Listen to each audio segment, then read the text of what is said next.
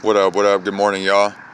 So I had tons of questions. People are asking me why we breed the way we do, and we're asking questions about the artificial insemination. So first and foremost, obviously breeding naturally. For years and years, drama! Get over here! For years and years, people only bred naturally. You know, Dogman thought that was the only way, that was the right way, because that's what they had always done. But at the end of the day, when you're traveling from New York to California to breed to a top stud, and you have to bring your female, and you have a family, and you're working, and all those things, and you have other animals that you have to provide for, you know, it's hard to travel like that. Drop it! It's hard like that to travel with an animal to do the breeding. It's just like a woman. Their ovulation is on a specific day, so it has to be precise. You can't just leave when you're off of work or when you want. So convenience is a huge thing, first and foremost. And then you have trauma.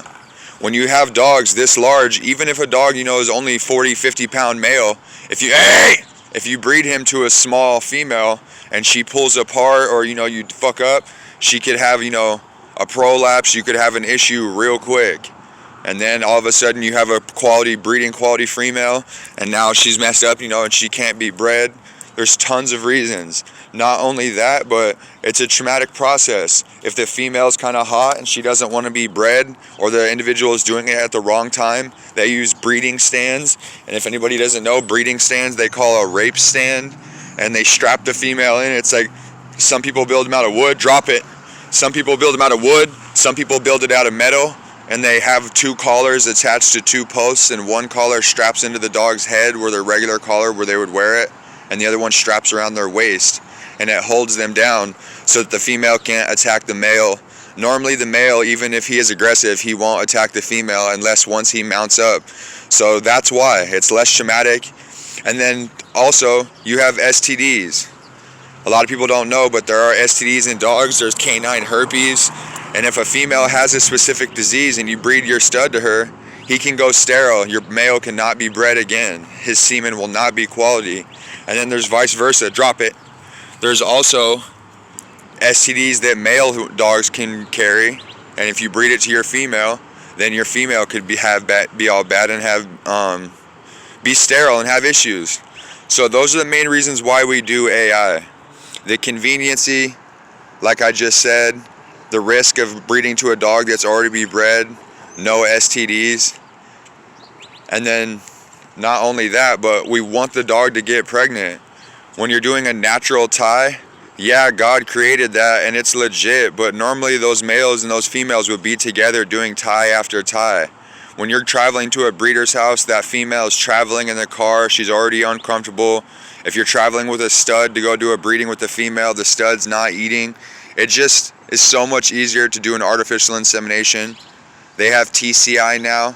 So TCI is pretty much like an artificial insemination. They just insert like a tube into the female, and they use like a little camera, and it's less traumatic. They don't have to cut the dog open.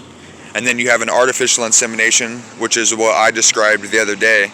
That's when you have the fresh semen and the breeder or the owner injects it themselves with like a little pipette and a straw.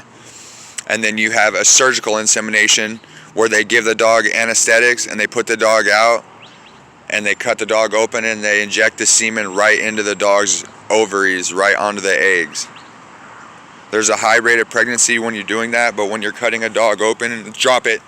When you're cutting an animal open or you're cutting anything open and you're messing with anesthesia, things can get risky. So if you have an animal that means something to you and is a high quality, you know, expensive breeding animal or a part of your family, it's best not to risk it. But I had a couple people asking me questions. I wanted to explain why we do that. It's really wet out here today. We had to irrigate yesterday. I don't know if you guys irrigate where you live, but I can't stand that about living in Phoenix. Irrigation is just a total pain in the ass. Drop it! Drop it! Okay, so we'll just chew this goddamn knot off and was gonna swallow it.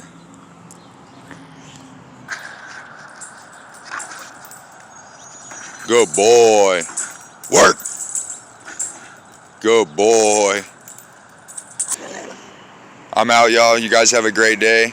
If you're interested, you can hit me up on my email, consistentkennels@gmail.com. If you're interested in any pups, I have 2 litters coming up.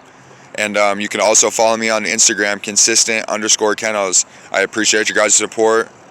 Breed responsibly. If you have pets, do them right, man.